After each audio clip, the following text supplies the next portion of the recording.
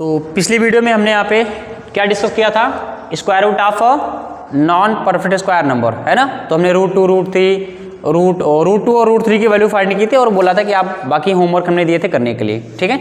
अगर आपने नई वीडियो देख रखी तो आप उसको पहले जाइए देखिए, उसके बाद फिर इसको देखिएगा, ठीक है। तीसरा यहाँ पे केस है square root of decimal numbers. तो स्क्वायर रूट ऑफ डेसिमल, यहाँ पे डेसिमल नंबर्स का स्क्वायर रूट कैसे निकालेंगे, देखो जैसे कि इसकी बात करेंगे, यहाँ पे क्या दिया है 0.04, ठीक है। अभी 0.04 देखो, स्क्वायर रूट निकालने का सिंपल सा एक ही तरीका है, यहाँ पे बहुत अलग नहीं है। जो हमने यहाँ पे प्रोसेस फॉलो किया था that is perfect square number, non perfect square number में सेम प्रोसेस यहाँ पे भी फॉलो करेंगे, बस यहाँ पे डेसिमल लगा है और कुछ नहीं है। बट यहाँ पे अंतर सिर्फ इतना है, डेसिमल के बाद के जितने भी डिजिट हैं, डेसिमल के बाद जितने भी डिजिट हैं सब पेयर में होने चाहिए। क्या रूल बताया हमने, डेसिमल के बाद जितने भी डिजिट हैं सबके सब क्या होने चाहिए, पेयर में होने चाहिए। क्या होने चाहिए, पेयर में, है ना। तो ये देखो, ये डेसिमल के बाद का डिजिट ये पेयर में है कि नहीं है। तो सबसे पहले देखो शुरुआत कहाँ से हो रही है, पॉइंट से। यहाँ पे पॉइंट लगा ना, पॉइंट यहाँ पे लगा है तो पॉइंट यहाँ पे भी लगाएंगे, आई बात समझ कि नहीं। अब देखो पॉइंट लगा ना, अब देखो पेयर है, पेयर क्या है 4, तो ऐसा नंबर ढूंढो जिसका स्क्वायर 4 से ज़्यादा ना जाए। 2 क्या होगा, 2 यहाँ पे भी लिखेंगे, 2 यहाँ पे भी लिखेंगे और 2 यहाँ पे भी लिखेंगे। 2 जा क्या हो जाएगा, 4 हो जाएगा ना।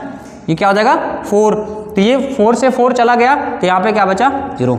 तो कितना आ गया आंसर, 0.2 आ गया आंसर। कितना आसान है, आसान है कि नहीं। अगला क्वेश्चन देखते हैं 0.09 है ना। हमने क्या बताया, डेसिमल के बाद का जो डिजिट है उसका क्या होना चाहिए, पेयर होना चाहिए। पहले क्लास इधर देखो, बाद में लिखना, ठीक है ना। डेसिमल के बाद जितने भी डिजिट हैं सबके पेयर होने चाहिए, पेयर है इसका। शुरुआत डेसिमल से हो रही है तो डेसिमल यहाँ पे शुरुआत हो रही है तो डेसिमल यहाँ पे लगा देंगे एक, है कि नहीं। डेसिमल लगाने के बाद क्या करेंगे, 9 है यहाँ पे, क्या 9 है ना। तो यहाँ पे क्या होगा, ऐसा नंबर ढूंढिए जिसका स्क्वायर क्या है 9 से ज़्यादा ना जाए। 3 है ना, 3 ही होगा ना। तो 3 कहाँ लिखेंगे, 3 यहाँ लिखेंगे, 3 यहाँ लिखेंगे और 3 यहाँ पे भी लिखेंगे। तो क्या हो जाएगा 3 3 जा 9, तो यहाँ पे क्या 0.9 ना, ये पूरा का पूरा कैंसिल हो जाएगा। जिसकी वैल्यू क्या आ जाएगी 0.3 आ जाएगी। क्या आ जाएगी 0.3। क्या इतनी बात समझ में आएगी नहीं। ओके, अगला देखते हैं 0.4 है कि नहीं। अगर देखेंगे यहाँ पे 0.4 लिखा हुआ, क्या लिखा है 0.4 लिखा है। ध्यान से देखो, ये 0.4 जो है डेसिमल के बाद एक डिजिट है ना, और हमने बताया था डेसिमल के बाद पेयर आना चाहिए। डेसिमल के बाद क्या आना चाहिए, पेयर। तो अब पेयर बनाना है तो क्या करेंगे, अच्छा डेसिमल के बाद हम 0 बढ़ा सकते हैं कि नहीं, डेसिमल के बाद हम 0 बढ़ा सकते हैं, क्या ये बात समझ में आएगी नहीं। ठीक है, अब देखिए तो यहाँ पे डेसिमल से शुरुआत हो रही है, डेसिमल हो गया। अब 0 बढ़ाने के बाद हमें पेयर हमने बना लिया ना। अब पेयर बनाने के बाद क्या, जो नंबर 4 था अभी 40 बन गया ना, क्या बन गया 40। अब ध्यान से देखो, ऐसा नंबर ढूंढो जिसका स्क्वायर 40 से ज़्यादा न जाए। हमने क्या बोला, ऐसा नंबर ढूंढो जिसका स्क्वायर 40 से ज़्यादा ना जाए। क्या होगा 6 6 जा 36, और अगर 7 ले जाएंगे तो 49 ज़्यादा हो जाएगा। तो 6 लेंगे ना, 6 कहाँ ले रहे हैं, देखो 6 यहाँ पे भी ले रहे हैं, 6 यहाँ पे भी और 6 यहाँ पे भी। तो कितना हो जाएगा 6 6 जा 36, तो यहाँ पे फिर से 4 आ जाएगा। क्या आ जाएगा 4। इतनी बात समझ में आई क्या। 6 और 6 कितना आ गया 12 आ गया। डेसिमल यहाँ पे लगाया है, तो डेसिमल लगाया तो यहाँ पे 2 0 आ जाएंगे, क्योंकि डेसिमल के बाद देखो, डेसिमल के बाद जो 0 हम लेंगे वो पेयर में आते हैं ना। यहाँ पे सारा काम पेयर में होगा। डेसिमल भी क्या है, मतलब डेसिमल के बाद जो डिजिट 0 आने वाला है वो भी पेयर में आएगा। ठीक है, अब देखो ये 400 बन गया। यहाँ का एक डिजिट ढकेंगे, यहाँ का एक भी नहीं ढकेंगे। अब 12 का पहाड़े तिया पढ़ोगे 40 ज़्यादा ना जाए, 3 बार जाएगा, 12 3 36, 3 बार, तो 3 यहाँ भी लिखेंगे, 3 यहाँ भी लिखेंगे और 3 यहाँ पे भी, 3 यहाँ पे भी लिखेंगे, 3 यहाँ पे भी लिखेंगे और 3 यहाँ पे भी लिखेंगे, है ना। तो यहाँ से देखो कितना हो जाएगा 123 का 3 टाइम्स मल्टीप्लाई होगा, तो 123 इंटू 3 हो जाएगा। तो 3 3 कितना हो जाएगा 9, और यहाँ पे कितना 369 हो जाएगा ना। तो ये हो गया हमारा कितना 369। तो यहाँ पे देखो कितना हो जाएगा 10 - 9 दैट इज 1, 10 - 9 कितना हो जाएगा 1, 9 - 6 कितना हो जाएगा 3। इतनी बात समझ में आएगी नहीं। और 3 3 कितना हो गया 6, और यहाँ पे कितना हो गया 2।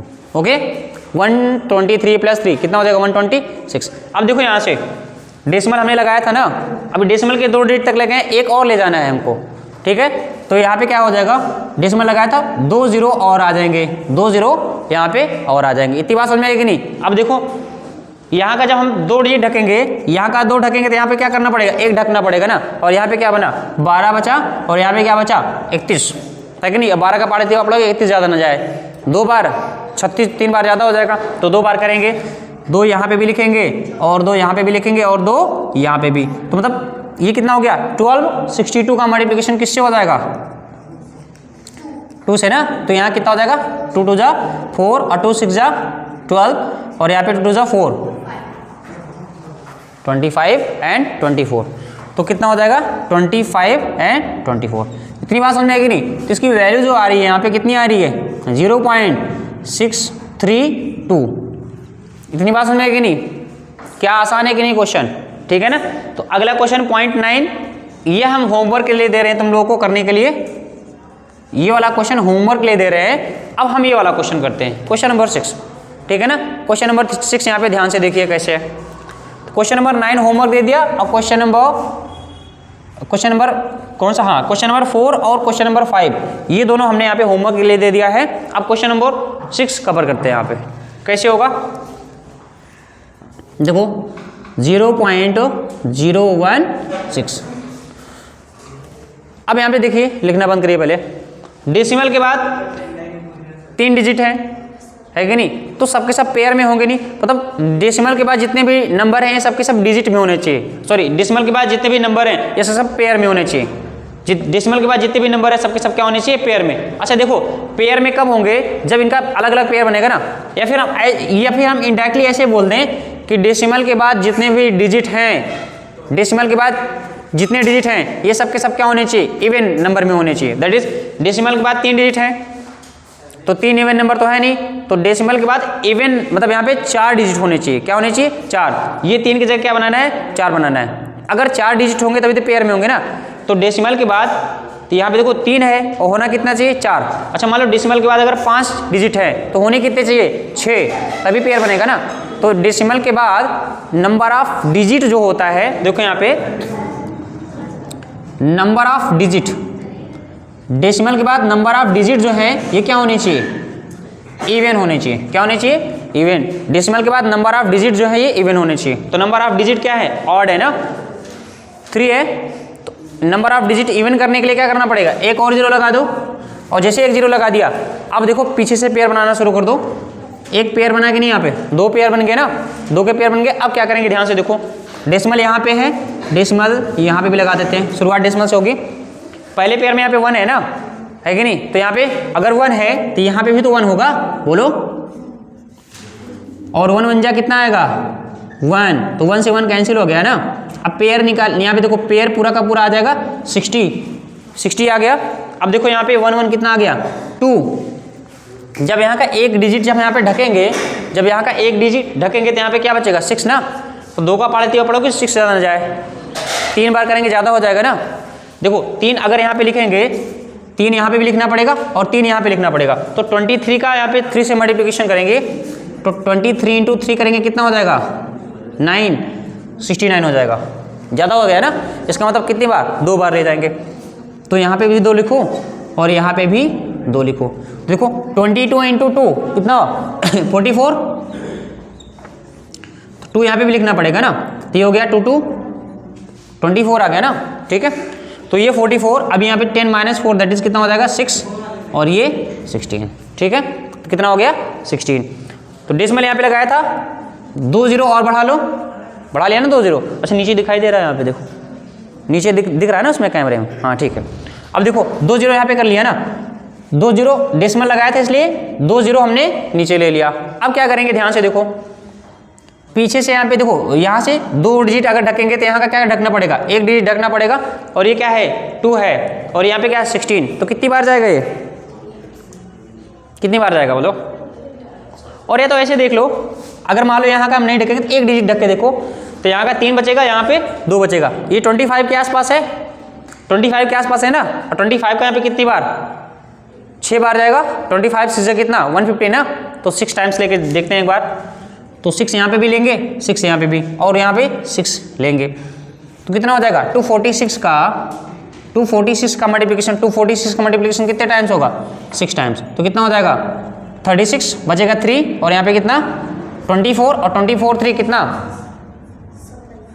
27, 2 बचेगा, और 6 2 12, 12 और 2 4 है ना 14, तो यहाँ पे 14 कितना आ गया 1476। तो हमारा जो आंसर आया है ये क्या, इसका कितना आएगा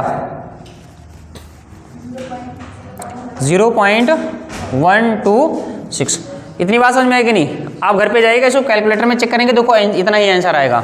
ओके, तो आपके जितने भी टाइप के यहाँ पे नंबर्स होते हैं हमने सबका स्क्वायर रूट निकालना सिखा दिया है, ठीक है। तो 3 केसेस हमने कवर किए, एक अगर परफेक्ट स्क्वायर है तब भी स्क्वायर रूट निकालना कैसे होता है, नॉन परफेक्ट स्क्वायर नंबर है तब भी स्क्वायर रूट, और तीसरा जो होता है डेसिमल नंबर का भी हमने यहाँ पे परफेक्ट स्क्वायर रूट मतलब डेसिमल नंबर का भी हमने स्क्वायर रूट निकालना यहाँ पे सीख लिया है। इतनी बात समझ में है कि नहीं, क्या ये क्वेश्चन समझ में आए?